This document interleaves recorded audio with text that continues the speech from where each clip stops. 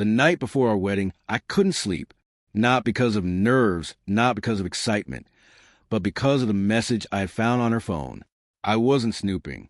She had asked me to grab her charger, and the screen lit up with a message that shook the ground beneath my feet. Last night was unforgettable. I can still taste you. Your son will never know. It was from my father. I froze. My stomach turned. I wanted to believe it was a sick joke. But then there were photos, grainy but clear enough. The two of them, tangled in bedsheets that weren't mine. The timestamp confirmed it. The night before our wedding rehearsal. My fiancé, my father. Everything slowed down. My heart didn't break. It shattered quietly, like thin ice under heavy boots. I felt nauseous, humiliated, furious, all at once. But I didn't scream. I didn't throw the phone. I just stood there, cold, detached. Something in me died that night, but I didn't cancel the wedding. The next morning, I put on my suit, smiled for photos, and stood by her side as if nothing was wrong. My mother cried with joy. My friends toasted her forever. My father, that bastard, winked at me like nothing had happened. And she smiled like she hadn't ripped out my soul. I played the part. Every moment felt like poison, but I endured it because I wanted her to feel what I had felt. I wanted them to feel it, not with a fist, not with rage. I wanted it to burn slower than fire and deeper than shame.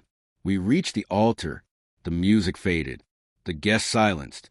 The priest began.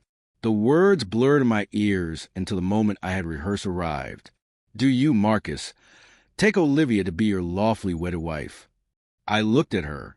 God, she was beautiful, almost painfully so. But now, all I saw was betrayal wrapped in silk.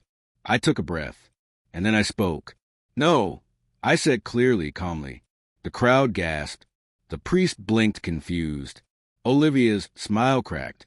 Excuse me, he asked. I said no. I can't marry her. I turned to the guests. My voice didn't shake. Before any of you ask why, it's because my father and my bride spent the night before the wedding in bed together. The silence was instant, total. Her eyes widened, lips trembling. Marcus, I raised a hand. Don't. I saw the messages, the photos, the timestamps. I know everything. My father stood up, face pale. Son, don't call me that. I snapped, finally letting the steel in my voice rise. You lost the right when you touched the woman I was going to marry. You didn't just betray me. You destroyed 2 families for a night of pleasure. My mother looked like she'd been slapped. The guests stared in shock, whispering, stunned. Cameras were still rolling. I turned back to Olivia. You could have told me. You could have ended it before it began. But you chose deceit. You wore that dress like innocence, knowing what you did. Her makeup was running now, lips parted, no words coming out. I stepped away from the altar. I hope it was worth it, I said, because what you had in secret, the whole world now knows. And with that, I walked out. No limo, no applause, just the sound of my own footsteps echoing down the church aisle as gasps and chaos exploded behind me. The days that followed were a storm. The footage leaked online. Someone from the guests uploaded it, and within hours, it had gone viral. People called me brave. Some called it revenge. Others called it cruelty. I didn't care. I hadn't done it for attention. I did it for truth. My phone blew up. Reporters, podcasters, even my old professors messaged me. But I ignored most of it. The only message that mattered was the one from my mother. I had no idea. I am so sorry. I love you. That broke me more than anything, because she had believed in love. She had loved my father for 30 years. They're divorcing now. As for Olivia, she tried to call, texted me walls of apologies, excuses, even begged to meet, but I blocked her, not because I hated her, but because she already took the last piece of my trust.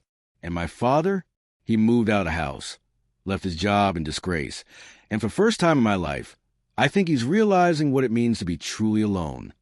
I moved cities, started fresh. No headlines, no family shadows. One evening, I found myself at a small open mic night at a cafe. I went in, mostly to escape the silence of my apartment. A woman with kind eyes and a soft voice read a poem about betrayal. Not with anger, but with quiet strength. After her reading, we talked. She didn't ask about my past. She just listened. Her name is Lila.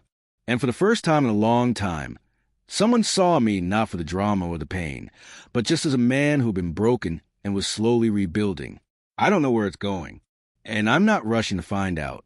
But I know one thing. When I said no at that altar, I wasn't just ending a wedding. I was reclaiming myself.